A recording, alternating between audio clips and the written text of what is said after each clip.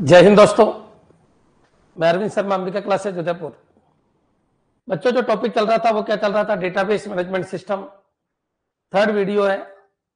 First video में मैंने database का आपको इंट्रोडक्शन दिया था, सेकंड वीडियो में की बताई थी। आज थर्ड वीडियो के ऊपर अपन चलते हैं और थर्ड वीडियो में अपन बात करते हैं कि कोई टेबल है वो कौन से नॉर्मल फॉर्म में है। बच्चों, उसके ऊपर अपन चर्चा करते हैं। क्लियर? तो एक बार कमेंट कर दीजिए ऑडियो वीडियो क्लियर है क्या। तो आज अपन आगे बढ़ते हैं third normal form, normal form third video है। और किसका है बच्चों? नॉर्मल फॉर्म्स का। तो नॉर्मल फॉर्म को आपको अच्छी तरीके से देखना है।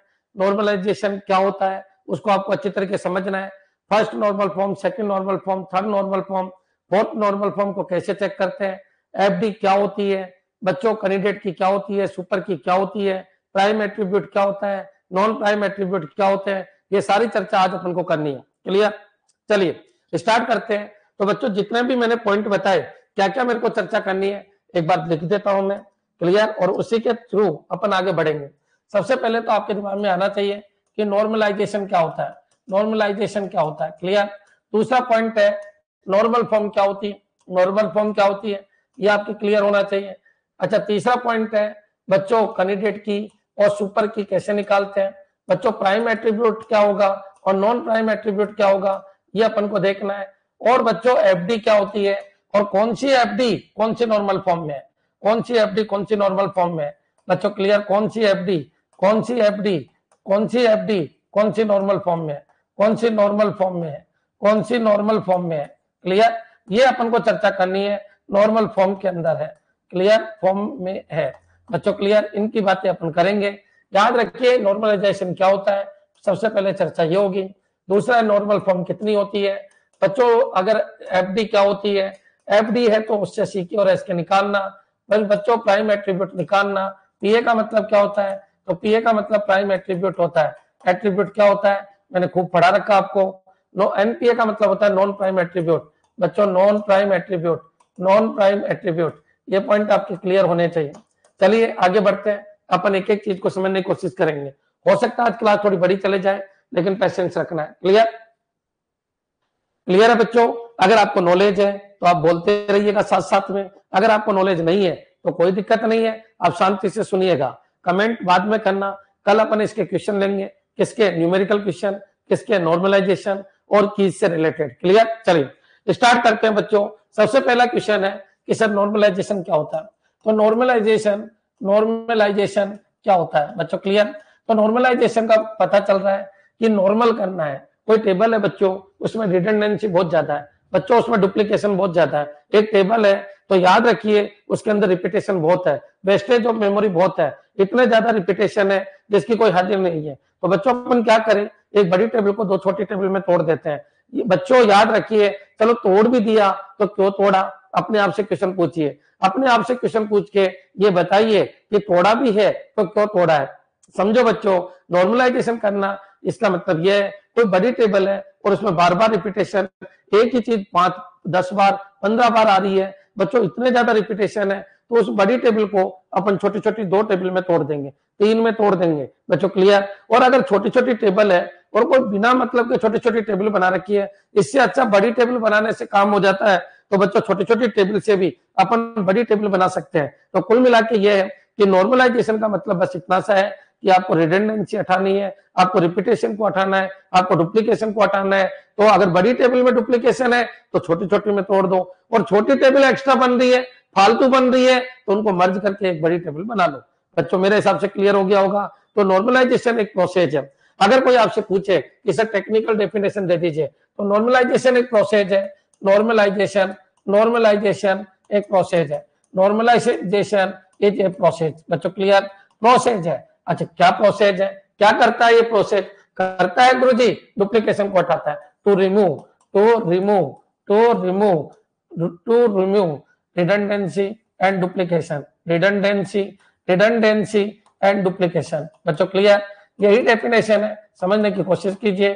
डुप्लीकेशन, रिडंडेंसी और डुप्लीकेशन को हटाने के लिए क्या किया जाता है बच्चों? नॉर्मलाइजेशन। अब क्वेश्चन ये उठता है कि सर नॉर्मलाइजेशन में टेबल तोड़ी जाती है या छोटी छोटी टेबल को मर्ज भी किया जाता है। तो बच्चों याद रखिए, अगर कोई बड़ी टेबल है, कोई बड़ी टेबल है बच्चों, कोई लार्ज साइज टेबल है और उसके अंदर डुप्लीकेशन बहुत ज्यादा है, उसके अंदर डुप्लीकेशन बहुत ज्यादा है, तो अपन क्या करें, तो बच्चों उसको छोटी छोटी टेबल में ब्रेक कर लो, और छोटी छोटी टेबल में अगर ब्रेक कर दोगे तो उसमें डुप्लीकेशन कम हो जाएंगे, एंट्री भी कम हो जाएगी। तो बच्चों ये नॉर्मलाइज करेंगे अपन, इसको क्या करेंगे, नॉर्मलाइज। बच्चों क्लियर? लेकिन याद रखो डुप्लीकेशन है तो तोड़ो, डुप्लीकेशन नहीं है तो क्यों तोड़ते हो, वो तो बच्चों वेस्टेज हो जाएगा। तो नॉर्मलाइजेशन, नॉर्मलाइज करेंगे और छोटी छोटी टेबल में ब्रेक कर देंगे, तो इसके अंदर क्या होगा, तो इसके अंदर डुप्लीकेशन कम हो जाएगा, डुप्लीकेशन क्या हो जाएगा, कम हो जाएगा। बच्चों मेरे हिसाब से यहां तक क्लियर है, कम हो जाएगा। तो कॉमन सी बात है, नॉर्मलाइजेशन क्यों किया जाता है, तो याद रखिए, आपसे कभी भी कोई क्वेश्चन पूछे कि नॉर्मलाइजेशन की जरूरत क्यों पड़ी, तो वर्ड याद रखो, डुप्लीकेशन, डुप्लीकेशन को हटाने के लिए। बच्चों क्लियर?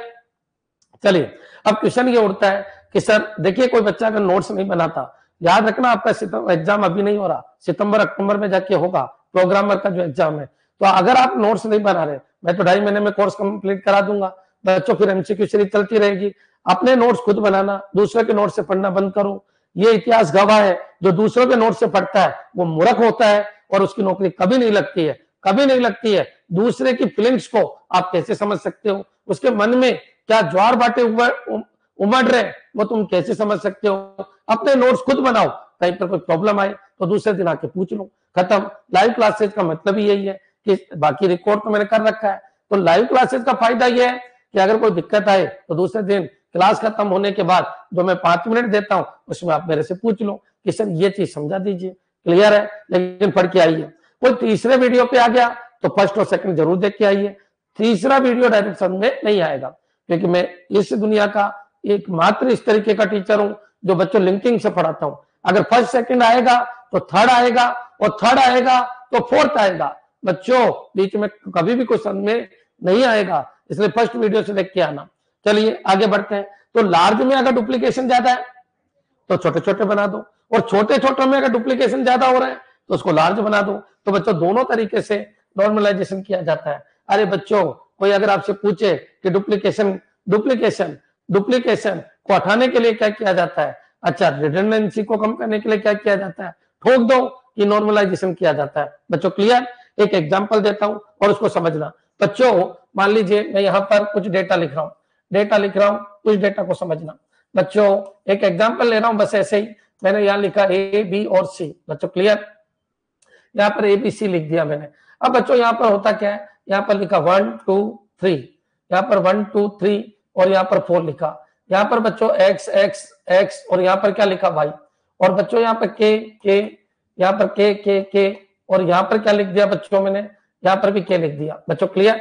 अब एक बार बताइए, मैं इसकी मेरे को पता है यहां पर रिपीटेशन हो रहा है, कोई दिक्कत नहीं है। तो बच्चों मैं एक बार बताओ इसमें डेटा कितना है, तो डेटा बच्चों x काफी रिपीट हो रहा है, k काफी रिपीट हो रहा है, ये फील्ड है फील्ड है फील्ड है फील्ड है फील्ड है फील्ड है फील्ड है फील्ड है, टपल है टपल है टपल है टपल है, एट्रीब्यूट एट्रीब्यूट एट्रीब्यूट है, ये पूरी फाइल है। बच्चों क्लियर? और वैलिड डेटा स्ट्रक्चर है, लेकिन बच्चों रिपीटेशन बहुत है। तो अपन क्या करें, अपन बच्चों क्या करते हैं, अपन इसको नॉर्मलाइज कर देते हैं। बच्चों क्लियर? यहां पर अगर मैं नॉर्मलाइज करूं, समझने की कोशिश करना बच्चों, अगर मैं नॉर्मलाइज करूं, करिए तो डेटा थोड़ा ज्यादा नहीं है, ये तो डेटा कम ही है। अगर मैं इसको नॉर्मलाइज करूं तो कैसे करूं, चलिए यहां पर भी थोड़ा सा रिपीट कर देता हूं ताकि आपको और समझ में आ जाए। क्लियर? तो ये लीजिए, इसको भी मैंने क्या बना दिया, 1 बना दिया। अब बच्चों देखिए, अगर मैं 1 बनाता हूं, 1 मत बनाओ, चलो 4 ही बना दो। बच्चों यहां पर क्या बना, ए और बी को मैं एक तरफ ले लूं थोड़ी देर के लिए, केवल एक एग्जांपल ले रहा हूं। बच्चों यह 1 है, यहाँ पर क्या 2 है, यहाँ पर 2 है, यहाँ पर 3 है, यहाँ पर 4 है। क्लियर? 1 2 3 4 है, और यहाँ पर क्या है बच्चों, यहाँ पर आपका x है और x है, और यहाँ पर क्या है बच्चों, y है। अब बच्चों एक टेबल में और बना देता हूँ। इस टेबल में क्या है, इस टेबल में b है, और क्या है बच्चों, c है। यहाँ पर क्या है बच्चों, x है, यहाँ पर k है, और यहाँ पर y है, और यहाँ पर k है। बच्चों क्लियर? तो याद रखिए, याद रखो बच्चों, नॉर्मलाइज हो गया मतलब आपको सारी इंफॉर्मेशन, ये तो खैर बहुत बड़ा डेटा है। यहाँ पर कितने 12 है, और यहाँ पर कितने हुए बच्चों, यहाँ पर 8 और 4 12 हो गए। सर खैर इसमें कोई फर्क नहीं पड़ा, लेकिन इतना आपके समझ में आ जाना चाहिए कि मान लो और कोई रिपीट होता, जैसे 1 होता, यहाँ पर भी 1 होता, तो काफी कुछ शामिल हो जाता। तो नॉर्मलाइजेशन का मतलब है कि एक टेबल को 2 टेबल में तोड़ दो और बच्चों लिंक बना दो। जैसे 1 है तो 1 का लिंक किससे बन जाएगा, ये x है तो इससे बन जाएगा। बच्चों ये x है तो इससे बन जाएगा, ये x है तो इससे बन जाएगा, ये भाई ये तो इससे बन जाएगा और यही टेबल वापस आ जाएगी।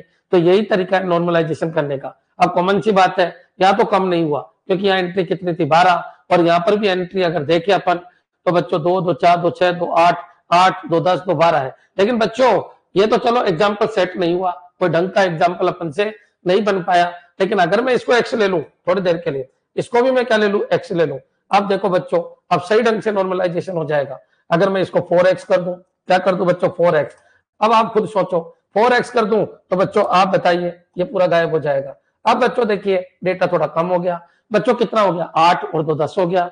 यहाँ पर एंट्री कितनी थी 12, यहाँ पर एंट्री कितनी थी 10। अब कोई ये कहे कि सर एक काम करो और हो सकता है क्या, बिल्कुल हो सकता है। तो नॉर्मलाइजेशन क्या होता है, एंट्रियों को कम करना ही क्या है नॉर्मलाइजेशन। मेरे हिसाब से ये चीज आपके समझ आ गई होगी। अब फाइनल में नॉर्मलाइजेशन की डेफिनेशन खत्म कर रहा हूं। नॉर्मलाइजेशन एक प्रोसेस है जिसमें बड़ी टेबल में से जो डुप्लीकेशन है, जो रिडंडेंसी है, उनको हटाया जाता है। और अगर बहुत सारी छोटी छोटी टेबल है और वो रिडंडेंसी और डुप्लीकेशन हद से ज्यादा है उनमें, तो मर्ज करके एक बड़ी टेबल बनाई जाती है। बच्चों क्लियर? तो बच्चों नॉर्मलाइजेशन एक प्रोसेस है जिसमें रिडंडेंसी और डुप्लीकेशन को हटाया जाता है। एक बार कमेंट कर दो कि हाँ सर बिल्कुल क्लियर हो गया, लैंग्वेज सेट हो गई, खोपड़ी में बैठ गया, नॉर्मलाइजेशन क्या होता है। क्लियर? चलिए आगे बढ़ते हैं। कमेंट करो फटाफट, कमेंट करो बच्चों। जो 10 मिनट में मैंने बोला है व्हाट इज नॉर्मलाइजेशन, क्या वो क्लियर है क्या? नॉर्मलाइजेशन एक प्रोसेस है, नॉर्मलाइजेशन एक मेथड है। इससे क्या होता है, तो रिडंडेंसी हटाई जाती है। अच्छा, डुप्लीकेशन हटाए जाते हैं। कैसे? अगर बड़ी टेबल है तो छोटे छोटे टेबल में ब्रेक करो, और छोटी टेबल हद से ज्यादा है तो उनको मर्ज करके बड़ी टेबल बनाओ। क्लियर है बच्चों? चलिए आगे बढ़ते हैं। अब बच्चों क्वेश्चन क्या उठता है, हाँ जी आपका सेकंड पॉइंट क्या है? सेकंड पॉइंट ये है कि सर नॉर्मल फॉर्म कौन कौन सी है? तो बच्चों नॉर्मल फॉर्म है first normal form, first normal form, first normal form, first normal form, second normal form, third normal form और फोर्थ नॉर्मल फॉर्म। बच्चों क्लियर? ये 4 नॉर्मल फॉर्म है, और भी होती है लेकिन उनकी चर्चा भी अपन नहीं करेंगे। तो बच्चों first normal form, second normal, third और फोर्थ। अगर कोई कहे इसमें रिडंडेंसी क्या है, तो बच्चों अगर कोई टेबल अगर नॉर्मल फॉर्म में नहीं है, अगर नॉर्मल फॉर्म में नहीं है तो इसका मतलब यह है कि उसमें रिडंडेंसी बहुत ज्यादा है। तो बच्चों सबसे पहले रिडंडेंसी हटाएंगे तो थोड़ी कम करेंगे तो फर्स्ट एनएफ, और कम करेंगे तो सेकंड एनएफ, और कम करेंगे तो थर्ड एनएफ, और कम कर देंगे तो फोर्थ एनएफ। फिल्टर के अंदर फिल्टर के अंदर फिल्टर के अंदर फिल्टर होती जाएगी। जितनी रिडंडेंसी कम करोगे वैसे वैसे बच्चों वो इंटरनल एनएफ के अंदर चलती जाएगी। बच्चों याद रखना इनमें जो रिलेशनशिप होती है वो कुछ ऐसी होती है। ये फर्स्ट एनएफ है, अभी रिडंडेंसी बहुत ज्यादा है। अब बच्चों और फिल्टर करेंगे और कम एंट्री करेंगे तो सेकंड नॉर्मल फॉर्म आ जाएगा, और बच्चों फिर थर्ड नॉर्मल फॉर्म आ जाएगा, फिर बच्चों और कर दो तो फोर्थ नॉर्मल फॉर्म आ जाएगा। बच्चों ये पॉइंट क्लियर कर लीजिए। इसका मतलब ये हो गया कि टेबल में से फिल्टर फिल्टर फिल्टर फिल्टर कर करके कम से कम एंट्री कर देंगे ताकि कम से कम डुप्लीकेशन हो, कम से कम रिडंडेंसी हो, रिपीटेशन हो। तो बच्चों जितनी कम से कम कर सकते हैं बच्चों 4 एनएफ में अपन पहुंच गए। बच्चों क्लियर? याद रखना बच्चों, अगर कोई फर्स्ट नॉर्मल फॉर्म में, अगर फर्स्ट नॉर्मल फॉर्म में तो फोर्थ एनएफ जरूर होगा। बच्चों फोर्थ नॉर्मल फॉर्म में है तो फर्स्ट एनएफ जरूर होगा, लेकिन फर्स्ट नॉर्मल फॉर्म में तो फोर्थ एनएफ का होना जरूरी नहीं है। ये फर्स्ट में तो है लेकिन 4 एनएफ में नहीं है। लेकिन अगर बच्चों जो ज्यादा रिड्यूस हो गया, भयंकर रिड्यूस हो गया, डुप्लीकेशन है ही नहीं, रिडंडेंसी बहुत कम है, तो वो 4 एनएफ कहलाएगा। बच्चों उससे थोड़ा रेस्ट्रिकेशन कम करो तो 3 एनएफ होगा, और रेस्ट्रिकेशन कम करो तो 2 एनएफ होगा, और रेस्ट्रिकेशन कम करो तो फर्स्ट एनएफ होगा, ज्यादा फिल्टर हो गया तो 4 एनएफ होगा। बच्चों क्लियर? याद रखिए डेटा की रिडंडेंसी हटाने के हिसाब से बच्चों कितना तरीके का होता है, first NF, second NF, third NF, fourth NF.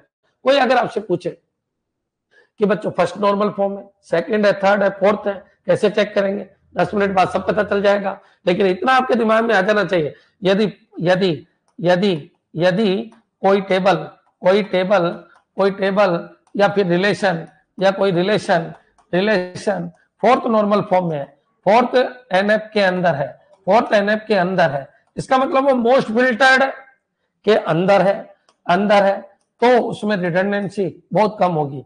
तो उसमें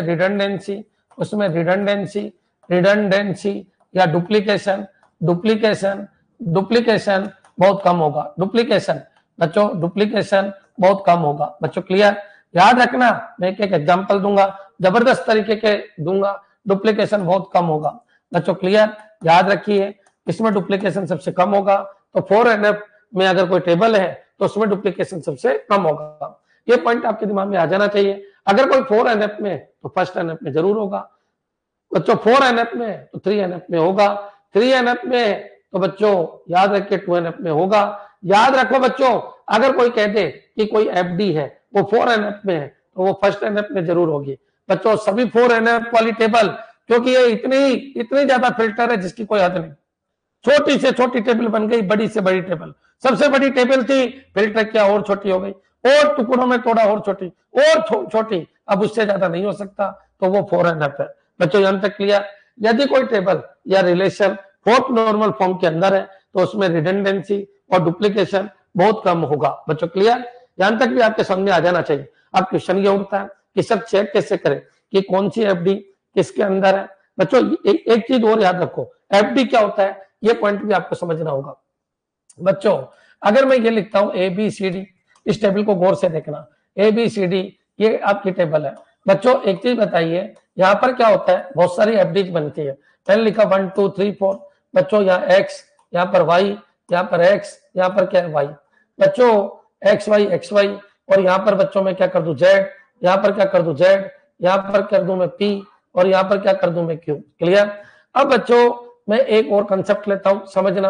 यहाँ पर मैं क्या कर दूं R, यहाँ पर S, यहाँ पर R, और यहाँ पर क्या कर दूं बच्चों S। क्लियर? चलिए स्टार्ट करते हैं, समझने की कोशिश करना। बच्चों अगर कोई ये कह दे कि ये बताओ क्या B निकल सकता है क्या A डालकर, तो ये FD कहलाता है। FD का मतलब होता है कि B functionally dependent on A, मतलब A की यूनिक वैल्यू के लिए B की भी यूनिक वैल्यू आएगी। बच्चों इसका मतलब ये रो नंबर डालोगे तो इसी का रिजल्ट आएगा, ये रो नंबर डालोगे तो इसका रिजल्ट आएगा, दूसरा डालोगे तो दूसरे का आएगा। इसका मतलब ये रिजल्ट रो नंबर पे डिपेंडेंट है, B is dependent on A। बच्चों क्लियर? लेकिन दो रिजल्ट नहीं आने चाहिए। अगर दो रिजल्ट आ गए, बच्चों रो नंबर 1 का डाला, रिजल्ट 2 आ गए, तो फिर वो FD नहीं है। बच्चों क्लियर? तो FD का मतलब क्या है? तो FD का मतलब होता है functional dependency. If a attribute functionally dependent on second attribute then it is called FD। बच्चों क्लियर? ये एट्रीब्यूट इसके ऊपर टिका हुआ है, ये लाना है, ये डाल के लाना है। बच्चों ये प्राइमरी एट्रीब्यूट, ये secondary attribute, B is functionally dependent on A. बच्चों इनपुट में अगर मैं A1 डालूं तो B क्या आएगा? तो B X आएगा। 1 डालने पे X, 2 डालो तो Y आएगा, 3 डालो तो X आएगा, 4 डालो तो Y आएगा। इसका मतलब ये FD है, कोई दिक्कत नहीं। बच्चों ये एक FD है, मेरे हिसाब से अंत क्लियर है। FD क्या होता है याद रखिए, इनपुट में जब टेबल होती है, टेबल बनी हुई होती है, इनपुट डालते हैं, आउटपुट आता है। FD क्या होती है? अगर ये डालो तो इसकी यूनिक वैल्यू आए, इसका मतलब वो FD है। बच्चों यहां तक क्लियर? FD का मतलब ये है कि एक एट्रीब्यूट दूसरे एट्रीब्यूट के ऊपर डिपेंडेंट होता है। अगर ये एट्रीब्यूट डाला जाता है, अगर ये यूनिक है तो ये भी यूनिक आना चाहिए। इसी को अपन क्या कहते हैं? FD कहते हैं। बच्चों clear? Secondary dependent on primary, very good, Karuna Bansal बिल्कुल सही है। P is dependent on A, यानी secondary attribute is dependent on primary attribute. और डिपेंडेंट कहते कब है? जब इसको एक डालेंगे तो ये भी एक ही निकलेगा। बच्चों क्लियर? अब एक क्वेश्चन है कि सर क्या ये FD है? चेक करते हैं क्या ये FD है। सेकंड पॉइंट स्टार्ट हो गया अपना, FD क्या है। पहला पॉइंट था नॉर्मलाइजेशन क्या है? अरे भाई फिल्टर और फिल्टर और फिल्टर और फिल्टर, ताकि डुप्लीकेशन और रिडंडेंसी हट जाए, उसको कहते हैं नॉर्मलाइजेशन। बच्चों क्लियर? अच्छा नॉर्मलाइजेशन, चलो ठीक है गुरुजी, कितने फॉर्मेट? तो 4 फॉर्मेट। तो फर्स्ट नॉर्मल फॉर्म थोड़ा डुप्लीकेशन, और सेकंड नॉर्मल फॉर्म कम डुप्लीकेशन, थर्ड नॉर्मल फॉर्म और डुप्लीकेशन, फोर्थ नॉर्मल फॉर्म बिल्कुल कम डुप्लीकेशन, फिल्टर, क्रीम, तो 4th NF होगा। बच्चों क्लियर? मेरे हिसाब से यहां तक समझ में आ जाना चाहिए। अब बच्चों को ये पूछे, ये टेबल देगा और पूछेगा क्या ये FD है, तो चेक करके देखते हैं। बच्चों एक बार बताओ, आप X डालो तो ये क्या निकलेगा? अगर आप X डालोगे तो बच्चों C क्या निकलेगा? चेक करते हैं। X डालोगे तो Z निकलेगा। बच्चों क्लियर? Z निकलेगा। X डालोगे तो Z ही निकलेगा। बच्चों क्लियर? कोई दिक्कत नहीं। अब Y डालो, Y डालोगे तो क्या निकलेगा? तो Y डालोगे तो बच्चों P निकलेगा, T निकलेगा। Y डालोगे तो P निकलेगा, Y डालोगे तो P भी निकलेगा और Q भी निकलेगा। रो नंबर 1 डाला रिजल्ट दो दो का आ रहा है, ये कैसे पॉसिबल है? ये एफडी नहीं, ये एफडी नहीं है बच्चों। क्लियर? याद रखिए, वाई डाला, एक्स डाला तो जेड आया, एक्स डाला तो जेड आया, तो यही बोल दो एक्स डाला तो जेड आया। दो बार एंट्री करने से क्या होता है? वाई डालो तो पी आया, वाई डालो तो क्यू भी आया। बच्चों याद रखो, अगर वाई डाला है तो यहाँ यूनिक आना चाहिए, ये तो एफडी नहीं है बच्चों। तो इसका मतलब सी फंक्शनली डिपेंडेंट ऑन बी, बिल्कुल गलत है बच्चों। क्लियर? मतलब सी बी के ऊपर डिपेंडेंट नहीं है, सी बी के ऊपर डिपेंडेंट नहीं है, सी बी से नहीं निकल सकता, ये एफडी नहीं है बच्चों। क्लियर? समझ आ जाना चाहिए बच्चों, मेरे हिसाब से हम तक क्लियर हो जाना चाहिए। अब चेक कर लेते हैं, क्या गुरुजी ये एफडी है क्या? कितनी एफडी बना सकता हूं इसमें? करोड़ों। मन में आए उतनी एफडी बना दो बच्चों। ये तो डिपेंड है कि किसको यूज करके अपन को आगे नॉर्मलाइजेशन पढ़ना है। एफडी कौन है कौन नहीं, ये मैं बता सकता हूं, लेकिन कितने तरीके से एफडी बनाओ ये तो आपके ऊपर टिका हुआ है। मर्ज करके बना दो, दो दो को मर्ज करके बना दो, तीन तीन को मर्ज करके बना दो, चार चार को मर्ज करके बना दो, मन में आए उतनी एफडी बना दो, लेकिन वो एफडी है या नहीं है ये चेक करना आपको आना चाहिए। क्लियर है? क्लियर है बच्चों? अब चलिए अपन आगे बढ़ते हैं, क्या ये एफडी है? तो चलो चेक कर लेते हैं। सी डालो जेड, अच्छा जेड डाला तो बच्चों डी आया, डी क्या आया? आर आया बच्चों, कोई दिक्कत नहीं। जेड डाला आर, जेड डाला आर, कोई दिक्कत नहीं। पी डाला तो क्या आया? तो पी डाला तो एस आया बच्चों, पी डाला तो एस आया और कुछ नहीं है। क्यू डाला तो क्या आया? एस आया, तो क्यू डाला तो बच्चों एस आया। इसका मतलब ये एफडी है, कोई दिक्कत नहीं है। अलग अलग डालने पे अलग अलग आ रहा है, ये एफडी है बच्चों। क्लियर? समझ जाइए, ये एफडी नहीं था लेकिन ये एफडी है, ये एफडी नहीं था लेकिन ये एफडी है, ये एफडी है। विचार करो क्या एफडी क्या होता है, तो समझ में आ जाना चाहिए। एफडी के अंदर बच्चों एक एट्रीब्यूट आपका सेकेंडरी होता है, ये एट्रीब्यूट आपका सेकेंडरी होता है, ये एट्रीब्यूट आपका प्राइमरी होता है। तो प्राइमरी एट्रीब्यूट से सेकेंडरी एट्रीब्यूट अगर निकल जाए इसका मतलब वो एफडी है। और यूनिक निकलना चाहिए, unique input, unique input, unique input, unique input, unique input, output भी क्या होना चाहिए? यूनिक। तो बच्चों को एफडी है, आउटपुट भी यूनिक होना चाहिए बच्चों। क्लियर है? समझ में आ जाना चाहिए। हाँ, एक्स डाला तो यहाँ भी जेड बता रहा है, यहाँ भी जेड बता रहा है, लेकिन एक्स डालने पे यहाँ जेड, यहाँ पर क्यों होता? तो फिर बच्चों एफडी नहीं होता। क्या ये क्लियर है बच्चों? ध्यान तक आपके समझ में आ जाना चाहिए। क्लियर? सी से डी बी एफ डी है, सी से डी बी एफ डी है, बिल्कुल बता दिए बच्चों। क्लियर? तो याद रखो बच्चों, ये कभी वो ये पूछ ले कि ये बताओ ये एफ डी है क्या, तो डी डालो सी आ जाना चाहिए। डी डालो, बोलो क्या डाला? आर, सी आ जाना चाहिए। सी क्या आ रहा है? जेड। आर डालो जेड, कोई दिक्कत नहीं है बच्चों। एच डालो, एच डालो, डी का एच डालो, क्या आ रहा है? पी। और बच्चों क्या आ रहा है? यहां पर क्या आ रहा है? क्यू। इसका मतलब ये एफ डी नहीं है, ये एफ डी नहीं। क्लियर है बच्चों? अगर इजी पेपर आया तो डायरेक्ट बोलेगा इस टेबल के लिए कौन सी एफडी है कौन सी एफडी नहीं है बच्चों। क्लियर? एक बार कमेंट कर दो कि हाँ सर बिल्कुल क्लियर है, हमारे सामने आ गया आज के दोनों पॉइंट। नॉर्मलाइजेशन क्या है? एफडी क्या है? नॉर्मलाइजेशन क्या है? एफडी क्या है?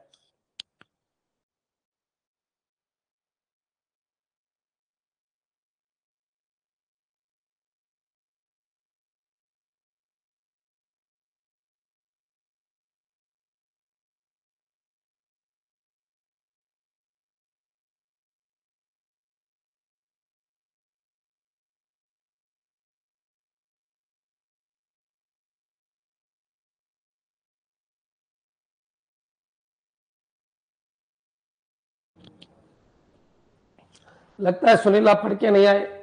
अगर किसी को ऐसा लगता है कि प्रोग्रामर इजी है तो भूल जाइए, प्रोग्रामर में आपको पढ़ के आना पड़ेगा, इसलिए रिकॉर्डेड वीडियो डाल रखे हैं। आप पढ़ के आइएगा तभी आपका कोई काम होगा, न तो नहीं होगा। याद रखना बच्चों, पढ़ के आना पड़ेगा, रिकॉर्डेड वीडियो का फायदा उठाना पड़ेगा। लोग आज प्रोग्रामर करा रहे हैं, मैंने तो रिकॉर्ड डाल रखा है, पूरा का पूरा रिकॉर्डेड जितना आपके कोर्स में पूरा डाल रखा है। लेकिन बच्चों पढ़ के तो आना ही पड़ेगा ना। पढ़ के नहीं आओगे तो लाइव क्लास का क्या मतलब है? लाइव तो जुनून होना चाहिए, आनंद आना चाहिए, देवता पुष्प बरसाने चाहिए। और तुम बिल्कुल बिना आनंद के पढ़ना चाहते हो तो बच्चों फिर कोई मतलब नहीं। फिर जयपुर जोधपुर वाली से भी पढ़ सकते हो आप। आनंद आना चाहिए, पढ़ के आना पड़ेगा बच्चों, पढ़ के आना पड़ेगा। जो डायरेक्शन दी जाए उसको फॉलो करना पड़ेगा, बिल्कुल फिनिशिंग करनी पड़ेगी, क्लैरिटी लानी पड़ेगी, आनंद लाना होगा, न तो नौकरी नहीं लगेगी।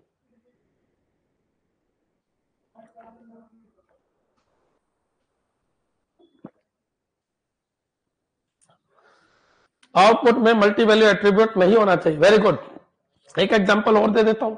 मनीष जी कह रहे हैं, देखो बच्चों एक बार सुन लो, लेकिन बच्चों पढ़ के आइए। ये कोचिंग इस तरीके की नहीं है कि बिना लेवल का कोई व्यक्ति इसको झेल भी सके, नहीं है बच्चों, क्लियर। इसलिए मैं पहले रिकॉर्डेड वीडियो डाल देता हूं। बच्चों रिकॉर्डेड वीडियो को जरूर देख के आइएगा, तब आपका काम होगा। सेड पूरा बना हुआ है, नेटवर्किंग पूरी बनी हुई है, डीबीएमएस पूरा बना हुआ है, जावा पूरा बना हुआ है, सारे देखने हैं बच्चों, इसलिए तो डाले हैं। ये लाइव मेरे को मजा थोड़ी आता है बार बार लाइव कराने में। लाइव मतलब फिनिशिंग, 100% फिनिशिंग, पूरा ब्रह्मांड फिनिश, इस तरीके का होना चाहिए लाइव, क्लियर। चलिए आगे बढ़ते हैं, एक क्वेश्चन और देखते हैं। मैंने लिखा 1 1 बच्चों, 2 2 x x y z बच्चों, p p p q, यहां पर मैं डेटा बदल रहा हूं, p q q q, clear. अब मैं आपसे पूछ रहा हूं कौन कौन सी एफडी है। तो बच्चों मैं ये पूछूं, क्या ये एफडी है क्या, बताइए क्या ये एफडी है क्या, चेक कर लेते हैं क्या ये एफडी है क्या। तो बच्चों याद रखो इसका मतलब क्या है, इसका मतलब है बी फंक्शनली डिपेंडेंट होने, बी फंक्शनली डिपेंडेंट होने, क्लियर है बच्चों, बी फंक्शनली डिपेंडेंट होने।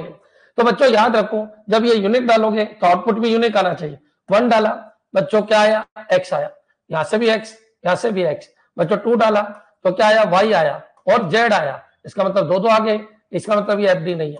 बच्चों ये यूनिक डालते हो तो यूनिक आना चाहिए, ये मत कहते ना x2 आए, अरे x तो एक ही है। अरविंद का रिजल्ट डालोगे फेल है, अरविंद का रिजल्ट फेल है। बच्चों मुकेश का रिजल्ट पास है, मुकेश का रिजल्ट पता नहीं कुछ और है, ये एफडी नहीं है बच्चों, क्लियर। चलिए ये एफडी है क्या, चेक करो ये एफडी है क्या। तो बच्चों क्या ये एफडी है, नहीं है। अब बच्चों जो नहीं समझ सकता वो चले जाइएगा और पढ़ना स्टार्ट कीजिए, पहले वीडियो देख के आइएगा और मेरे को फॉलो कीजिए। अब बोलो बी डालो सी आएगा, बच्चों एक्स डाला तो बच्चों पी आएगा, एक्स डाला तो क्यू आ रहा है, तो बच्चों ये तो एफडी नहीं है।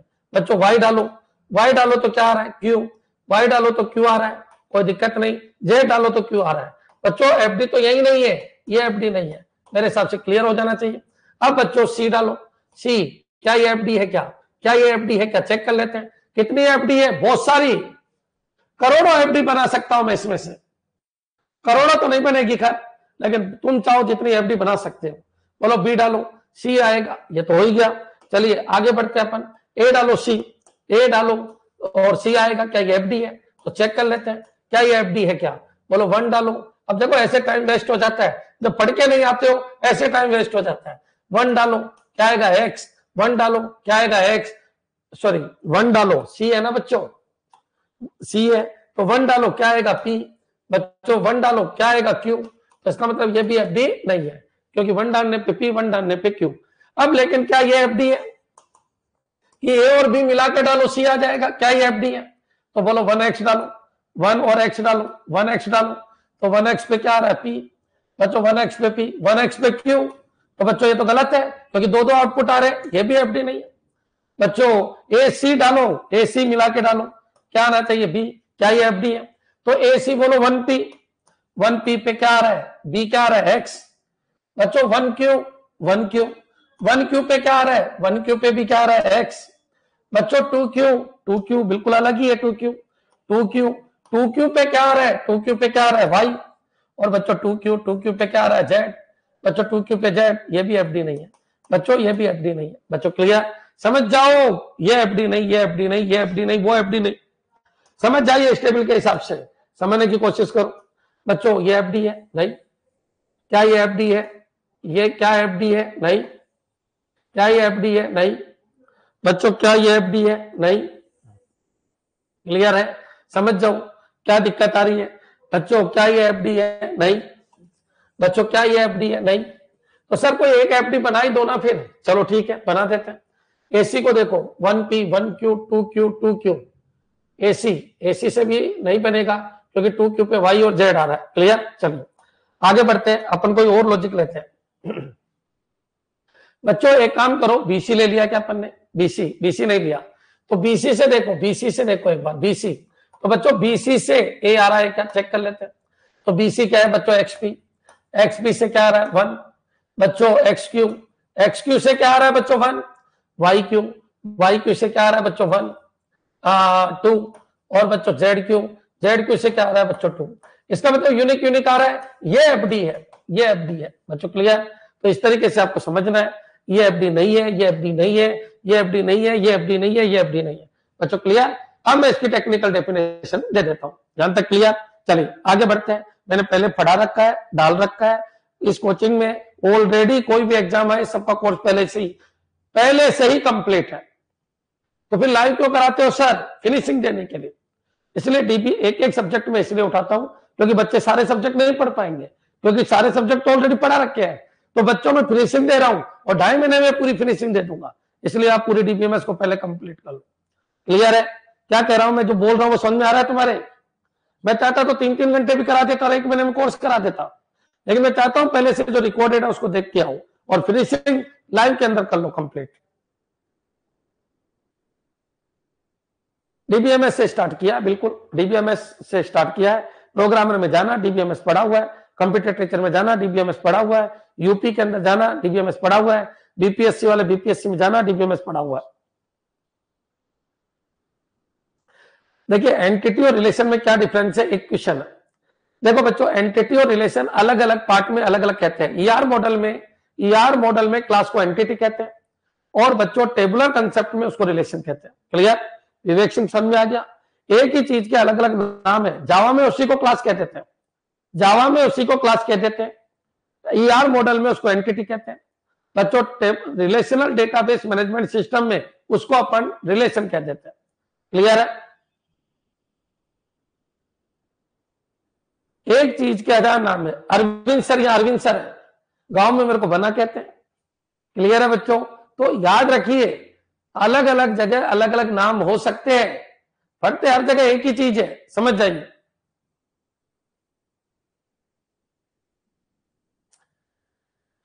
चलो आगे बढ़े बच्चों। तो अभी तक मैंने 2 चीज समझा दी। अब बच्चों एफडी का मतलब क्या है?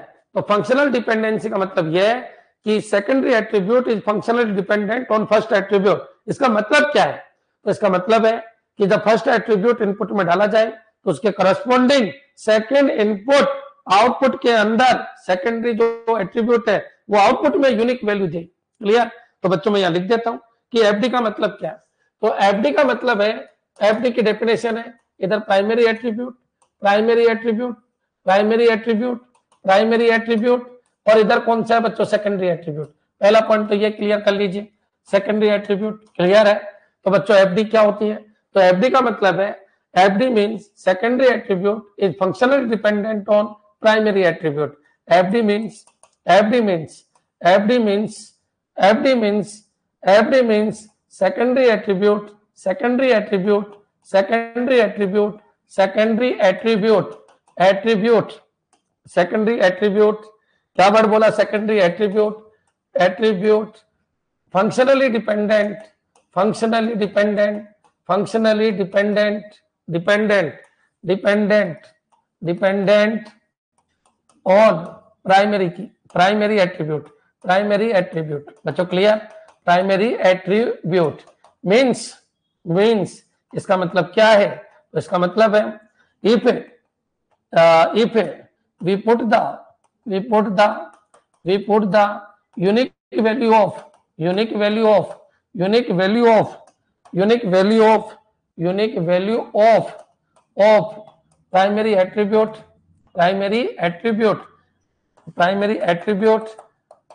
primary attribute, then find the output value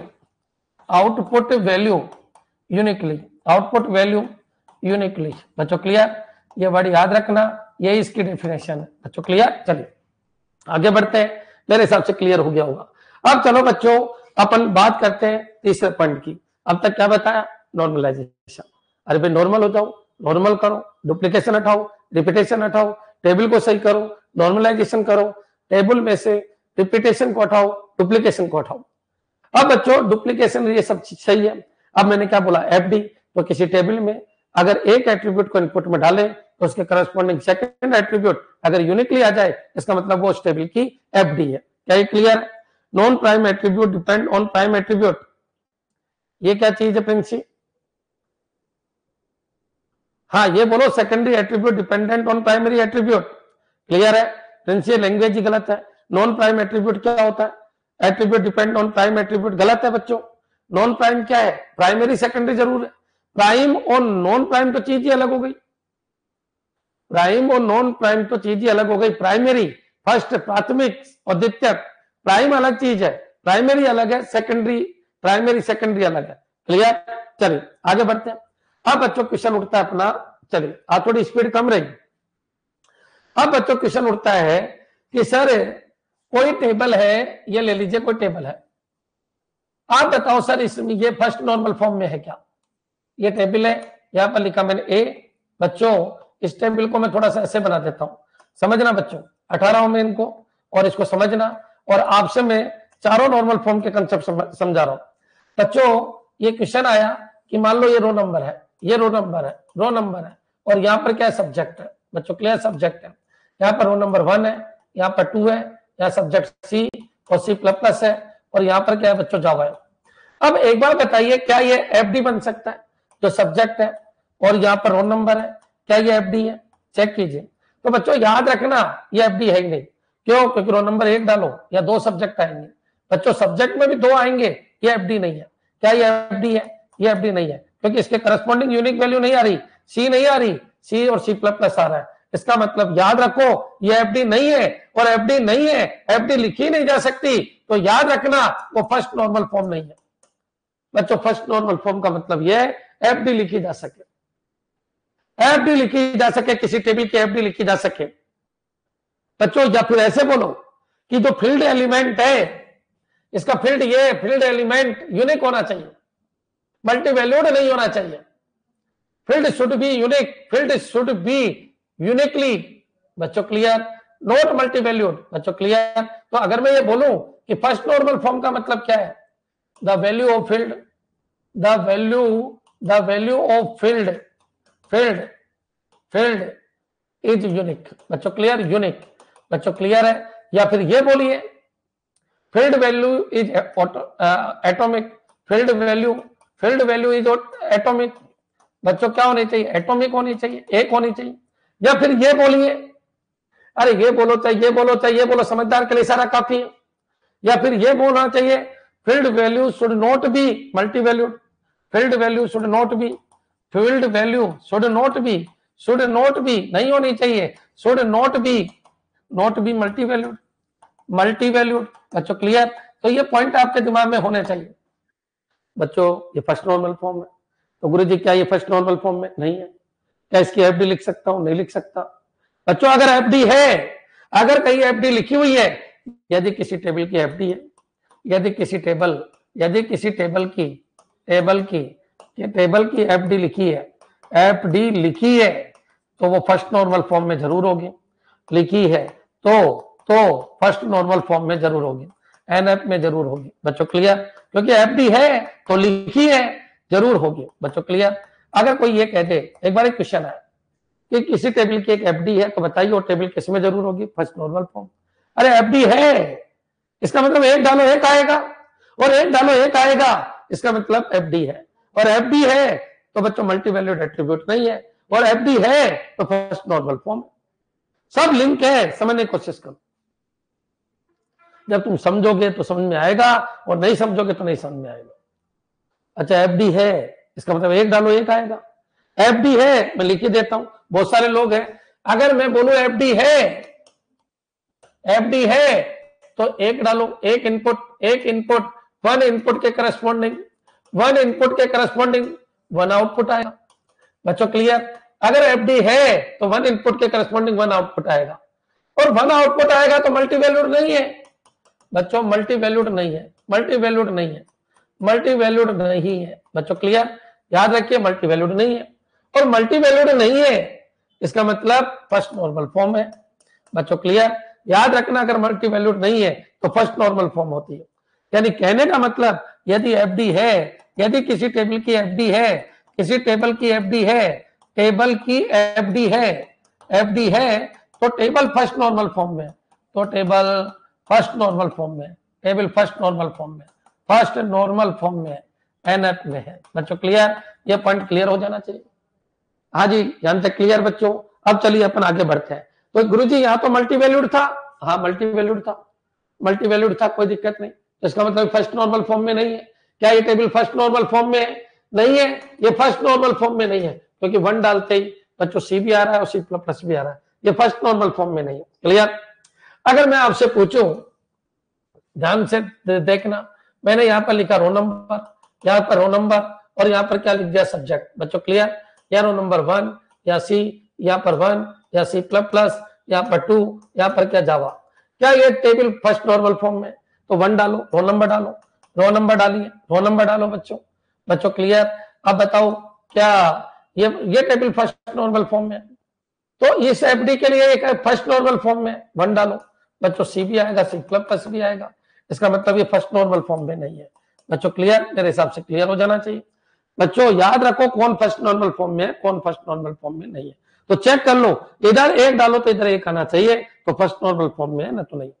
ऐसे लिखने से कुछ नहीं होगा कि ठीक है यार कि ये भी तो मर्ज होके ऐसे लिखा जा सकता है, ये भी तो मर्ज होके ऐसे लिखा जा सकता है। बच्चों 1 पे सी और सी प्लस, बच्चों 2 पे जावा है। बच्चों क्लियर? ये पुराना ही कंसेप्ट बन गया। देखिए बच्चों क्लियर, 1 पे सी प्लस है, 2 पे जावा है। बच्चों नहीं हो सकता है क्या ये चीज? इसका मतलब फर्स्ट नॉर्मल फॉर्म में नहीं। तो फिर बच्चों एक चीज बताइए, लास्ट पॉइंट ले रहा हूं, उसको समझना। बच्चों यहाँ पर क्या है? यहाँ पर रो नंबर है, यहाँ पर क्या है बच्चों? सब्जेक्ट है। बच्चों यहाँ पर क्या है? 1 है, यहाँ पर क्या है? सी है और सी प्लस है। बच्चों यहाँ पर 2 है, यहाँ पर जावा है। तो बच्चों अब चेक करते हैं, मल्टी वैल्यूड एट्रीब्यूट है, ये फर्स्ट नॉर्मल फॉर्म के अंदर नहीं है। मल्टी वैल्यूड एट्रीब्यूट होने की वजह से फर्स्ट नॉर्मल फॉर्म में नहीं है। लेकिन अगर मैं इसको ऐसे तोड़ूं, तोड़ने की भी अपनी कला है, वैसे तोड़ा था तो फिर बच्चों नहीं थी, क्योंकि 1 डालने पे सी भी आ रहा था, सी प्लस भी आ रहा था।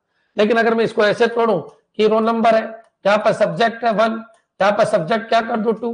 बच्चों यहाँ 1 कर दूं, या सी और सी प्लस कर दूं, बच्चों यहाँ पर 2 कर दूं, यहाँ पर जावा कर दूं, और बच्चों यहाँ खाली छोड़ दूं, नल हो सकता है, कोई दिक्कत नहीं। अब डालो, अब एफडी हो जाएगा। 1 डालो, पहला सब्जेक्ट, रो नंबर से सब्जेक्ट 1 आ जाएगा, बिल्कुल सब्जेक्ट 1 आ जाएगा। बच्चों 1 डालो सी आ जाएगा, 2 डालो जावा आ जाएगा। बच्चों क्लियर? एफडी है, मेरे हिसाब से क्लियर हो जाना चाहिए। तो बच्चों ये फर्स्ट नॉर्मल फॉर्म में है, लेकिन ये फर्स्ट नॉर्मल फॉर्म में नहीं है,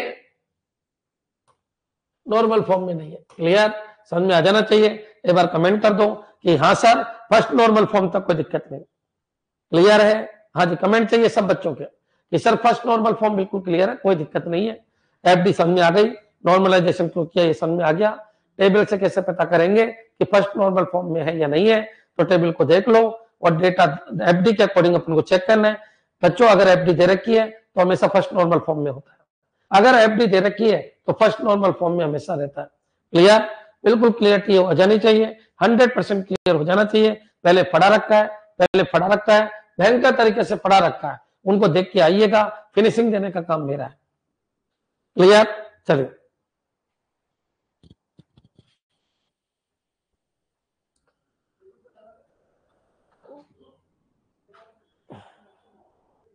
हाँ जी, आगे बढ़ते हैं अपन। अब बच्चों, अब अपन को मान लो कोई भी एफडी दे दे, तो एफडी दे दे, अब टेबल नहीं दे कोई दिक्कत नहीं, तो एफडी देते ही मान लो ये फर्स्ट नॉर्मल फॉर्म में जरूर है। बच्चों क्लियर? अब तक तो टेबल दे रहा था, अब वो एफडी भी दे सकता है आपको। एफडी 1 दे दे, 2 दे दे, 3 दे दे, 4 दे दे, 5 दे दे, 10 दे दे, 20 दे दे, 25 दे दे। तो एफडी अगर दे रखी है तो सारी एफडी फर्स्ट नॉर्मल फॉर्म में होता है। और किसी रिलेशन की अगर एफडी मौजूद है तो इसका मतलब ये हो गया वो रिलेशन फर्स्ट नॉर्मल फॉर्म में है। क्लियर है बच्चों? तो अगर एफडी दे रखी है तो फर्स्ट नॉर्मल फॉर्म के लिए टेबल देने की जरूरत नहीं है। अगर आपको एफडी दे रखी है तो टेबल देने की जरूरत नहीं है, उस टेबल से एफडी से ही अपन पता कर लेंगे। याद रखना, या तो टेबल देगा आपको, और टेबल नहीं देगा तो आपको एफडी देगा, और एफडी देकर आपसे पूछेगा कि कैंडिडेट की बताओ, सुपर की बताओ, बच्चों प्राइम एट्रीब्यूट बताओ, नॉन प्राइम एट्रीब्यूट बताओ। क्लियर है? कुछ भी पूछ सकता है एफडी देके। अब उसको अपन स्टार्ट कर रहे हैं। क्लियर है बच्चों? चले आगे बढ़ते। अब बच्चों आपको एफडी देगा, एफडी देगा बस, और कुछ नहीं देगा, एफडी देगा, एफडी देगा बच्चों। और आपको पता करना है कि फर्स्ट नॉर्मल फॉर्म में है क्या। तो प्रत्येक एफडी फर्स्ट नॉर्मल फॉर्म में होती है, प्रत्येक एफडी, क्योंकि यूनिक है तभी तो एफडी है।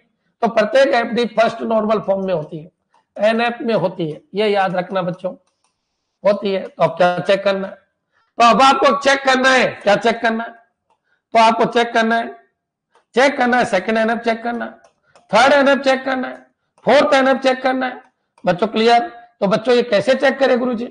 4 एनएफ को चेक करना है, मैं बिल्कुल देसी आपको समझा रहा हूं, इनको चेक करना है। ठीक है सर, आ गया समझ में? अगर एफडी देते, टेबल देते तो चलो ठीक है, लेकिन अगर एफडी देते तो अपन को फर्स्ट नॉर्मल फॉर्म में तो ऑटोमेटिक है, सेकंड थर्ड फोर्थ अपन को चेक करना। ठीक है, तो चेक करने के कुछ रूल है, कुछ रूल है चेक करने के, वो मैं आपको पढ़ाऊंगा। तो कुछ रूल है, उन रूल को आपको समझना होगा। बच्चों क्लियर? बच्चों अब मैं स्टार्ट कर रहा हूं, लेकिन एक बार मैं कमेंट चाहता हूं, जो भी मैंने 45 मिनट में आपको पढ़ाया, क्या वो आपके समझ में आ गया? क्या सर डीबीएमएस वाली लाइव सिस्टम असिस्टेंट वाले फोल्डर में और फंडामेंटल वाली लाइव कंप्यूटर टीचर वाले फोल्डर में डाल रखी है। ठीक है, ये बोल देंगे अपन उनको, तो वो कई बार हो जाता है, बता दिया करो, है ना? बता दिया करो कि सर उल्टा पुल्टा हो गया, तो वहां पर डलवा देंगे। ठीक है, एक बार कमेंट कर दो कि हाँ सर बिल्कुल क्लियर है, हमको कोई दिक्कत नहीं।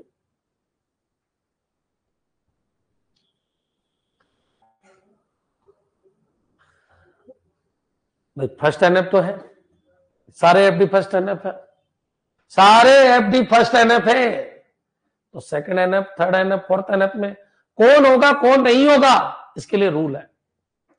तो इसके लिए रूल है, तो फिर रूल क्या है? वो इनकी चर्चा करेंगे अपन।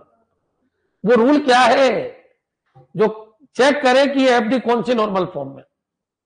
मान लीजिए 5 एफडी है और पांचों के पांचों फोर्थ एनएफ में है, इसका मतलब वो रिलेशन फोर्थ एनएफ है।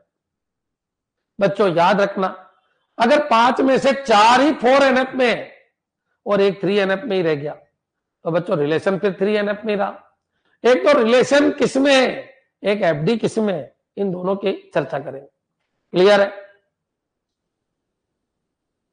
क्लियर? अनिता चाहर, ये भाई थोड़ा सा पढ़ के आ जाना अनिता जी, शुरू के 2 वीडियो जरूर देख लेना, बैकग्राउंड कमजोर है तो पहले का रिकॉर्डेड जरूर देख लेना, तब जाके आपका चौथा वीडियो समझ में आएगा जो कल बनाया जाएगा। आज तो कुछ भी नहीं आएगा क्योंकि बहुत अंदर जा चुके हैं। क्लियर? चलिए आगे बढ़ते हैं। अब बच्चों होता क्या है, सबसे पहले अगर आपको एफडी से ये पता करना है कि सेकंड में या थर्ड में या फोर्थ में है, आपको इन सब के लिए पहले कैंडिडेट की निकालना होगा, और कैंडिडेट की से सारी कैंडिडेट की निकालनी होगी, एक नहीं सारी, जितनी है वो सारी की सारी निकालनी होगी। ठीक है, हो सकता है 3 कैंडिडेट की हो सकता है 4 हो सकता है 2 हो, सारी कैंडिडेट की निकालनी होगी। और जैसे ही कैंडिडेट की सेट आएगा, CKS आएगा, कैंडिडेट की सेट आएगा, उससे अपन को क्या निकालना पड़ेगा? प्राइम एट्रीब्यूट, और क्या निकालना पड़ेगा? Non prime attribute. बच्चों क्लियर? ये बात आपके समझ में आ गया होगा। ये एल्गोरिथम है एफडी चेक करने का। सबसे पहले एफडी उठाएंगे, एफडी हमेशा फर्स्ट नॉर्मल फॉर्म में होगी। अब चेक करना है, इनको चेक करना है। इनको चेक करने के लिए आपको सीके निकालना पड़ेगा, सीके 1 निकालना पड़ेगा, सारे तो सारे के सारे सीके निकालना पड़ेगा। ठीक है, अब जब सारे सीके आ जाएंगे तो बच्चों उसको कैंडिडेट की सेट कहेंगे। इसको क्या बोलेंगे? कैंडिडेट की सेट, कैंडिडेट की सेट, कैंडिडेट की सेट। बच्चों क्लियर? क्या होता है? All possible keys, all possible candidate की बच्चों अकॉर्डिंग टू एफडी। बच्चों क्लियर? तो जितने भी कैंडिडेट की, मान लो एक ही आ गई, एक ही आ गई, एक ही आ गई, एक ही आ गई। अब इनमें देखो जो यहां दिख रहे हैं वो प्राइम एट्रीब्यूट है, जो यहां नहीं दिख रहे वो नॉन प्राइम एट्रीब्यूट है। जो यहां दिख रहे हैं, जो मान लो यहां ए बी दिख रहा है, CD दिख रहा है। बच्चों रिलेशन क्या था? रिलेशन आपका क्या था? रिलेशन आपका ABCDE था, ABCDE था। ये 4 कितने एट्रीब्यूट थे? 5, इनमें से ABCD दिख रहा है। ठीक है, कोई दिक्कत नहीं। तो जो यहां दिख रहा है बच्चों, A दिख रहा है, B दिख रहा है, C दिख रहा है, D दिख रहा है, इनको प्राइम एट्रीब्यूट कहते हैं। जो यहां नहीं दिख रहा वो नॉन प्राइम एट्रीब्यूट है। समझ जाइए क्या तरीका है चलने का। गुरुजी एफडी दे रखी है तो फर्स्ट नॉर्मल फॉर्म होगा। गुरुजी सेकंड थर्ड फोर्थ को आपको चेक करना होगा। गुरुजी चेक करने का तरीका है, पहले सारी सीके निकाल लो, सारी सीके आ गई तो जिससे सीके बनी वो प्राइम एट्रीब्यूट है, और जो सीके में नहीं आया वो नॉन प्राइम एट्रीब्यूट है। अगर ये तीन चीज क्लियर हो गई तो फिर बच्चों अपन चेक करके बता देंगे कि वो सेकंड में या थर्ड में या फोर्थ में। एक बार कमेंट कर दो कि हाँ सर बिल्कुल क्लियर है, हमको कोई दिक्कत नहीं, यहां तक का हमारे समझ में आ गया। क्लियर? हाँ जी, कमेंट करो फटाफट, कमेंट करो बच्चों स्पीड से कि हाँ सर कोई दिक्कत नहीं, किस तरीके से अपन को चलना है।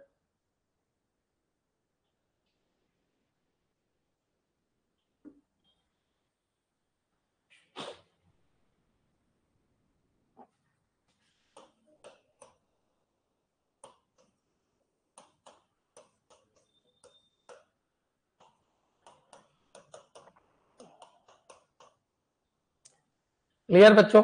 अब देखिए, अब मैं एक क्वेश्चन लेता हूं, क्लियर है, कोई दिक्कत नहीं, वेरी गुड। चलिए अब बच्चों आज के लिए मैं आपको दो क्वेश्चन आपको समझा रहा हूं, फिर अपन इनके ऊपर प्रैक्टिस करेंगे, भयंकर तरीके से प्रैक्टिस करेंगे, लेकिन दो तीन क्वेश्चन मैं आपको पूरा समझा रहा हूं, समझना बच्चों। केवल आज आपको मैं बताऊंगा सी के कैसे निकालते हैं, प्राइम एट्रीब्यूट कैसे निकालते हैं और नॉन प्राइम एट्रीब्यूट कैसे निकालते हैं, बस ये चीजें मैं आपको समझाऊंगा। और फालतू बातें कल करेंगे कि सेकंड एनएफ कैसे चेक करेंगे, थर्ड एनएफ, ये आज, ये तीनों चीज होगी आज। और फिर कल क्या होगा? तो कल होगा बच्चों सेकंड एनएफ कैसे निकालते हैं, थर्ड एनएफ कैसे निकालते हैं, फोर्थ एनएफ कैसे निकालते हैं, इनमें रिलेशनशिप सेट कैसे करते हैं। क्लियर? चलिए अब बच्चों यहां पर आइए। बच्चों आपको ये दिया कि ये टेबल है, ठीक है, तो ये टेबल है, तो बच्चों ऐसी टेबल है, सोचो विचार करो बच्चों, यहाँ ए होगा, बी होगा, बच्चों सी होगा और डी होगा, ये चार एट्रीब्यूट है, ठीक है। ए बी मिलकर सी को, ए बी मिलकर, ये कह रहा है ए बी मिलकर सी को डी को निकालते हैं। इसको ऐसे भी लिख सकता हूं, ए बी मिलकर, बच्चों इसको मैं ऐसे भी लिख सकता हूं, अलर्ट रहना, इसको ऐसे भी लिख सकता हूं, ये दोनों यानी दोनों मिलकर, ए अकेला नहीं, दोनों मिलकर सी बी निकालते हैं और दो सी डी को निकालते हैं, ऐसे भी तो हो ही नहीं सकता ना, दोनों मिलकर सी को निकालते हैं और दोनों मिलकर डी को निकालते हैं। बच्चों ये क्वेश्चन कई बार आया, क्या मैं इसको ऐसे लिख सकता हूं? हाँ, दोनों मिलकर सी डी निकालते हैं, सी डी कैसे निकलेगा? या तो ये निकलेगा या ये निकलेगा, या ये बोलो दोनों निकालते हैं, तो ये लो दोनों निकालते हैं, ए बी से सी भी निकलता है, ए बी से डी भी निकलता है। क्या गुरुजी मैं इसको ऐसे लिख सकता हूं? यस। क्या गुरुजी मैं इसको ऐसे लिख सकता हूं? ए बी सी निकालता है, तो मैं ऐसे लिख सकता हूं, ए से सी निकलता है, बी से सी निकलता है। अरे भाई नहीं बोल सकता, ये कह रहा है कि ए में अकेले में हिम्मत नहीं है, लेकिन दोनों मिलकर आपकी की बनेगी और सी निकालता है, यानी दोनों मिलकर सी निकालता है। तो ये ए अकेला सी निकालता है, गलत है, बी अकेला सी निकालता है, गलत है, यानी उधर वाले तो टूट जाते हैं लेकिन इधर वाले नहीं टूटते। बच्चों मेरे हिसाब से क्लियर है कि इसके दो टुकड़े हो जाएंगे, ये इधर वाला नहीं टूटता, ए बी दोनों मिलकर सी निकालते हैं, ए बी दोनों मिलकर डी निकालते हैं, इसको ये लिख सकते हैं बच्चों। क्लियर? और डी से ए निकलता है, बच्चों डी डालेंगे, इनपुट में डी डालेंगे तो ये आएगा। बच्चों याद रखिए इसका क्या मतलब है, ये समझ में आ गया होगा।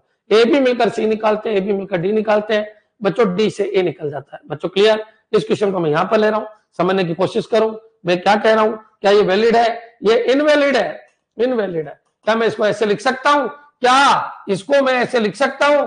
तो मैं इसको ऐसे नहीं लिख सकता, नहीं लिख सकता, नहीं लिख सकता, नहीं लिख सकता। बच्चों क्लियर?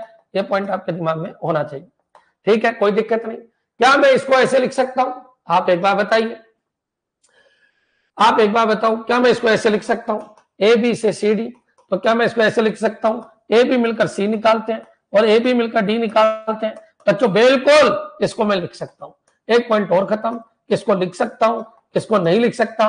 टेबल बना के देखो, दोनों मिलकर सी निकालते हैं, दोनों मिलकर डी निकालते हैं। बच्चों क्लियर? ठीक है, ये दोनों मिलकर निकालते तो ये अकेला कैसे निकालेगा? विचार करो बच्चों, मेरे हिसाब से ये पॉइंट भी क्लियर है। अब बच्चों अपन आगे बढ़ते हैं। बच्चों आपका क्वेश्चन है ए बी से सी डी और डी से ए।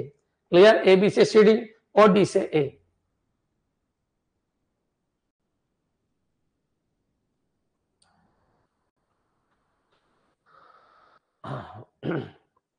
बच्चों ए बी से सी डी, ए बी से सी डी, ए बी से सी डी और डी से ए। बच्चों क्लियर? चलिए आगे बढ़ते हैं। और आपका रिलेशन है, रिलेशन क्या है? तो रिलेशन क्या है बच्चों? रिलेशन क्या है? तो रिलेशन है आपका ए बी सी डी। बच्चों क्लियर? ये टेबल है, इसके चार एट्रीब्यूट है, ये रिलेशन है, ये एफ डी है, ये एफ डी है। अब ये बताओ मेरे को, एफडी दे रखा है तो फर्स्ट नॉर्मल फॉर्म तो है, ठीक है, लेकिन अपन छोड़ो, अपन को तो सेकंड थर्ड फोर्थ चेक करना है, वो तो कल करेंगे। सेकंड थर्ड फोर्थ तो अपन कल करेंगे, second normal form, third normal form, fourth normal form, ये तो कल चेक करेंगे। यहां पर लिख दिया मैंने कल। तो फिर आज क्या करें, अपन कैंडिडेट की निकालते हैं, कैंडिडेट की, कैंडिडेट की, कैंडिडेट की, बच्चों क्लियर, कैंडिडेट की निकालते हैं। तो चलो स्टार्ट करते हैं बच्चों। इतने मटेरियल डाल रखा है मैंने, लगभग 600 के आसपास वीडियो डाल रखे हैं, नेटवर्किंग, जावा, डीबीएमएस और सैन, पूरा का पूरा प्रोग्रामर एक बार करवा रखा है। टूट पड़ो, करना स्टार्ट कर दो। तुम जब तक 600 करके आओगे मैं 3 बार कोर्स करवा दूंगा। सबसे पहले आप डीबीएमएस को पढ़ो, डीबीएमएस जब तक तुम फिनिश करोगे मैं इधर करवा चुका हूँ बच्चों। जब तक तुम नेटवर्किंग को फिनिश करोगे इधर करवा चुका हूँ, जब तक तुम सेड फिनिश करोगे मैं इधर खत्म कर दूंगा। जावा में फिर लास्ट में जावा ही लेंगे और चलती रहेगी। क्लियर? तो आप पढ़ते रहिएगा, क्योंकि डायरेक्ट लाइव में इसलिए समझ में नहीं आएगा। बहुत सारे बच्चे लाइव में डायरेक्ट आ जाते हैं, उनके समझ में नहीं आने वाला, पहले पढ़ के आइए। अब बच्चों यहाँ पर आइए, कैंडिडेट की स्टार्ट करते हैं। कैंडिडेट की कैसे निकालें, तो बच्चों याद रखना, इन एक शॉर्टकट है, इन सबको ले लीजिए जो राइट हैंड साइड में। तो बच्चों ACD है, ठीक है, कोई दिक्कत नहीं। किसकी कमी है, बी की, तो ये लिख दो कि प्रत्येक कैंडिडेट की में, प्रत्येक कैंडिडेट की में, प्रत्येक कैंडिडेट की में, कैंडिडेट की में बी तो जरूर होगा, में बी जरूर होगा, बी जरूर होगा, बी जरूर होगा। ये पॉइंट क्लियर कर लो, प्रत्येक कैंडिडेट की में बी जरूर होगा। यहाँ तक क्लियर है कि भाई प्रत्येक कैंडिडेट की में बी जरूर होगा, ठीक है, कोई दिक्कत नहीं। अब प्रत्येक कैंडिडेट की में बी जरूर होगा, ACD तो आगे केवल बी बचा तो बी जरूर होगा। अब बच्चों माना कि बी जरूर है तो बी को ही चेक कर लो, या तो बी होंगे या बी के पापा होंगे जो कैंडिडेट की बनाएंगे, तो बी को ही चेक कर लेते हैं। अब बच्चों बी का क्लोजर निकालते हैं, तो बी जरूर होगा तो बी होगा, बी नहीं होगा तो बी के साथ ए होगा, बी के साथ सी होगा, बी के साथ डी होगा, लेकिन बी जरूर होगा। प्रत्येक कैंडिडेट की में बी जरूर होगा, ठीक है। अब बच्चों अपन ने क्या किया, बी का क्लोजर सेट निकाला। क्लोजर सेट मतलब बी से कहां कहां पहुंच सकते हैं, तो बी से बी पे तो पहुंच ही सकते हैं, तो खुद से खुद पे तो पहुंच ही सकते हैं। ए डालो, ए आएगा, बिल्कुल आएगा, क्योंकि ए यूनिक है तो ए यूनिक ही है, तो बी से बी पे तो पहुंच ही सकते हैं। क्लोजर सेट का मतलब है बी के थ्रू किस किस पे पहुंच सकते हैं। क्लोजर सेट कई बार ये पूछ लेता है कि क्लोजर सेट से क्या समझते हो। क्लोजर सेट का मतलब है, क्लोजर सेट का क्या मतलब है, तो क्लोजर सेट का मतलब है, क्या मतलब है कि पर्टिकुलर एट्रीब्यूट से कहां कहां पहुंचा जा सकता है। एट्रीब्यूट से सभी एट्रीब्यूट पे पहुंचा जा सकता है क्या, सभी एट्रीब्यूट पर पहुंच सकते हैं या नहीं। बच्चों क्लियर? अगर पहुंच सकते हैं तो कैंडिडेट की हो जाएगा, ठीक है, कोई दिक्कत नहीं। पर पहुंच सकते हैं या नहीं, पहुंच सकते हैं या नहीं, अगर पहुंच गए तो कैंडिडेट की हो जाएगा। नहीं पहुंचे तो फिर बच्चों इसके पेरेंट को देखो, उससे पहुंच सकते हैं तो वो कैंडिडेट की हो जाएगा, उससे नहीं पहुंच सके तो उसके पेरेंट को देखो, और ऐसा चलता रहेगा जब तक ये चारों चेक नहीं हो जाएंगे। क्लियर? चलिए आगे बढ़ते हैं बच्चों। तो बी का क्लोजर सेट बी हो गया। अब बच्चों बी से तो कहीं आगे जा नहीं सकते। क्यों नहीं जा सकते? क्योंकि बी यहाँ कहीं है ही नहीं। ये जरूर है कि ये ए बी से सी है। बच्चों समझना ये क्या है, तो इसको अगर मैं इधर लिखूं तो इसका मतलब है ए बी से क्या है, ए बी से सी है। बच्चों ये क्या है, अलर्ट रहना, ये क्या है, ए बी से सी है। अच्छा ये क्या है, तो ये ए बी से डी है, बिल्कुल। तो ये क्या है, तो ये डी से ए है। बच्चों बी से कहीं पहुंच सकते हैं क्या, या बी अकेला ही नहीं, तो बी से कहीं नहीं पहुंच सकता। तो फिर बच्चों बी सब में आना चाहिए, तो बी के साथ ए को चेक करो, बी के साथ सी को चेक करो, बी के साथ डी को चेक करो, यही तो चेक होंगे। क्योंकि बेटा अगर फेल हो गया या फेल हो गया, क्योंकि बी से बी पे जा सकता है, और तुम कह रहे हो प्रत्येक कैंडिडेट की में बी आना जरूरी है, तो बी के साथ ए देखो, बी के साथ सी देखो, बी के साथ डी देखो, इसके पेरेंट तो यही है, फिर इनके पेरेंट 3 वाले हो जाएंगे। चलो ए बी, तो बच्चों ए बी से क्लोजर सेट ए बी हो गया। अब बच्चों ए बी का क्लोजर सेट ए बी है, और ए बी से अपन जा सकते हैं सी पे, और ए बी से जा सकते हैं अपन डी पे। बच्चों सब पे पहुंच पा रहे हैं, चारों पे पहुंच पा रहे हैं। इसका मतलब कैंडिडेट की सेट में कौन आ गया बच्चों, ए बी आ गया, कोई दिक्कत नहीं। जितनी मैंने डीबीएमएस पढ़ा रखी है, तुम्हारे प्रोग्रामर का लेवल उतना भी नहीं है, हाँ कुछ पॉइंट जरूर कवर करने हैं, लेकिन लेवल बहुत लो आता है। जितना मैं पढ़ा रहा हूं उससे बाहर एक भी क्वेश्चन नहीं आ सकता, जितना मैंने पढ़ा रखा है उससे बाहर भी नहीं आ सकता। इसलिए उनको जरूर देखिए उन वीडियो को और स्टार्ट हो जाइएगा। अब बच्चों एक बार बताओ, ठीक है ये कैंडिडेट किया तो इसके बाप की जरूरत नहीं है। अब सीबी को देखो, सीबी को देखो, सीबी को देखो, जो फेल हो गया उसके पापा की जरूरत है। बच्चों जो पास हो गया उसके पापा की जरूरत नहीं, पास हो गया इसकी कोई जरूरत नहीं है, इसके पापा एबी के पापा एबीसी एबीडी वो नहीं बनाएंगे। बच्चों सीबी को देखो, सीबी से सीबी आएगा, अब सीबी से सीबी, अब आगे सीबी आई नहीं, तो बच्चों ये फेल हो गया। बच्चों क्लियर, ये फेल हो गया। चलिए आगे बढ़ते हैं। सीबी फेल हो गया बच्चों, सीबी फेल हो चुका है, समझो सीबी फेल हो चुका है। ये लो, अब डीबी से बच्चों डीबी आएगा, अब डीबी आएगा, डी से ए आएगा बच्चों, ए बी से सी, ए बी से सी आएगा बच्चों। डीबी पास हो गया, डीबी डीबी भी आपकी कैंडिडेट की है, तो ये पास हो गया। अब इसके पापा लो, सीबी के पापा उठाइए, सीबी के पापा में ए आएगा, सीबी के पापा में डी आएगा, ए और डी आएगा, और सीबी के पापा में, सीबी के पापा में और क्या आ सकता है, ज्यादा ज्यादा एडी और आ जाएगा। तो सीबी तो सब में सीबी के पापा बना लेते हैं। अब कॉमन सी बात है, चेक करूं क्या पहले से ऑलरेडी आ गया क्या, तो ये तो एबी की सुपर की है, ये कैंडिडेट हो ही नहीं सकती बच्चों। ये तो डीबी की कैंडिडेट सुपर की है, डीबी की ये डीबी कैंडिडेट की है, तो ये तो उसकी सुपर की है, ये कैंडिडेट हो ही नहीं सकती बच्चों। अब एक बार बताइए, इसमें भी डीबी है, ये कैंडिडेट हो ही नहीं सकती। तो कैंडिडेट की अपने पास कितनी होगी, 2 बच्चों। क्लियर, क्योंकि सब कुछ खत्म हो गया। क्या ये कैंडिडेट है, नहीं ये तो सुपर है बच्चों। क्लियर, क्या ये कैंडिडेट है, ये तो सुपर है, ये तो सुपर है बच्चों। क्यों है सुपर, क्योंकि ये भी तो ऑलरेडी आ गया, तो ये भी की सुपर है बच्चों। डीबी तो ऑलरेडी आ गया, ये डीबी की सुपर है बच्चों, ये भी तो ऑलरेडी आ गया, ए बी की सुपर है। इसका मतलब कैंडिडेट की कितनी है, 1 और 2 है। कोई आपसे पूछे कैंडिडेट की कितनी है, तो यहाँ पर कैंडिडेट की 2 है। अच्छा प्राइम एट्रीब्यूट कितने हैं, तो प्राइम एट्रीब्यूट देखो, जो कैंडिडेट की में आए वो प्राइम एट्रीब्यूट है। एबीडी प्राइम एट्रीब्यूट है बच्चों। क्लियर, एबीडी प्राइम एट्रीब्यूट है, ठीक है। नॉन प्राइम एट्रीब्यूट कौन है, तो केवल सी बचा। नॉन प्राइम एट्रीब्यूट कौन है, तो यहाँ पर कौन है, सी बच्चों। क्लियर, तो एक बार मैंने आपको बता दिया कैंडिडेट की क्या है, प्राइम एट्रीब्यूट क्या है, नॉन प्राइम एट्रीब्यूट क्या है। कल अपन न्यूमेरिकल से स्टार्ट करेंगे। क्लियर, चलिए एक बार कमेंट कर दो आज की क्लास क्लियर है क्या। तो कल अपन पढ़ेंगे सेकंड एनएफ क्या होता है, थर्ड एनएफ क्या होता है, एमसीक्यू करेंगे पहले इनके प्राइम एट्रीब्यूट, और उनके साथ साथ अपन सेकंड थर्ड फोर्थ एनएफ को भी निपटा देंगे। क्लियर,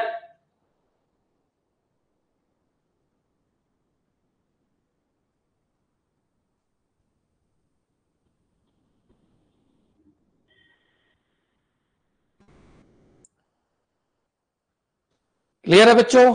एक बच्ची कुछ कह रही है लेकिन ऊपर चला गया कमेंट, या तो वापस डाल दो आप कॉपी करके।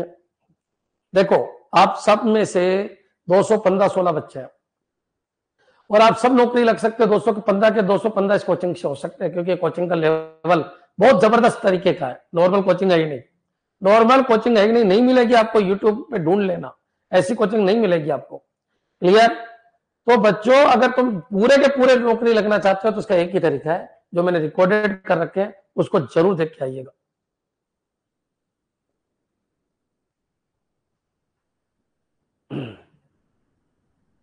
क्लियर है। सालू आपने क्या है, ये नीमस क्या है, नीमच है क्या, नीमस है, नीमस ये क्या चीज है।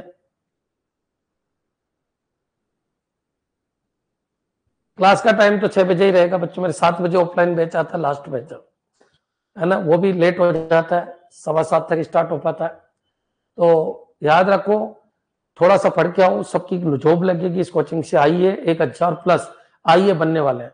बहुत टेक्निकल कोचिंग है, 2007 से चल रही है। मैं आपको फिर क्लियर कर देता हूं, इंडिया की टॉप मोस्ट एमएनसीज में करोड़ों के पैकेज पे हजारों की संख्या में बच्चे लगे हुए हैं इसी कोचिंग के। तो आप भी लग सकते हो, आप भी कमा सकते हो, आप भी सब कुछ कर सकते हो, केवल लगन होनी चाहिए बच्चों। और जो मैं कह रहा हूं उसको फॉलो कीजिए। इस कोचिंग से गूगल तक में बच्चे हैं बच्चों, गूगल तक है, फेसबुक तक है, बड़ी बड़ी एमएनसीज में करोड़ों के पैकेज पे। तो आप भी लग सकते हो, आप भी कर सकते हो। आपको तो एक नॉर्मल प्रोग्रामर ही तो बनना है, तो आप बन सकते हो। और 200 में से 108 फाइनल कट ऑफ गई थी, और पेपर कितना इजी था वो आपको पता है। जितना मैं पढ़ाता हूं उसका 50% भी पेपर नहीं था। 50% छोड़िए, 20% भी पेपर में नहीं था। 50 तो बहुत ज्यादा बोल दिया, 20% भी पेपर में नहीं था। तो इसका मतलब यह है, हाँ टॉपिक सारे कवर करने, टॉपिक हर पॉइंट को कवर करना है। क्लियर? जो पुराना डीपीएमएस है उसमें सारे पॉइंट कवर नहीं है, लेकिन वो अब कर देंगे क्योंकि वो कंप्यूटर टीचर के हिसाब से बनाया था और ये प्रोग्रामर के हिसाब से बन रहा। क्लियर? धन्यवाद बच्चों, पढ़ना स्टार्ट कर दो, मेहनत करो, बड़ी अप्रोच रखो, बड़ा पढ़ो, छोटे हो जाएंगे, ऑटोमेटिक हो जाएंगे। धन्यवाद।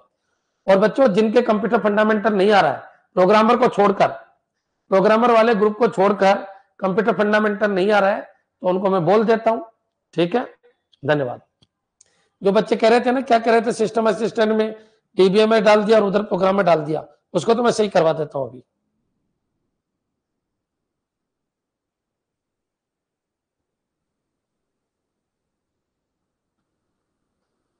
नोट्स खुद के खुद बनाना, मेहनत करना सीखो, मेहनत करना सीखो, मेहनत करना सीखो, बर्बाद मत हो। खुद मैंने भी बना रखे हैं नोट्स, लेकिन मत यूज करो उनको। जब खुद के ही समझ में नहीं आएगा तो नोट्स क्या काम करेंगे? कोई काम नहीं करेंगे। ठीक है, मैंने बना रखे हैं, डाल रखे हैं पीडीएफ, लेकिन करा लो कॉपी, हो जाओ बर्बाद। अरे भाई एमसीक्यू में कराऊंगा तब जब करवाते रहेंगे, पहले थ्योरी समझो, नोट्स खुद बनाओ, मेहनत करो, 6 महीने बाद एग्जाम होगा, अभी कोई एग्जाम नहीं है तुम्हारा। धन्यवाद।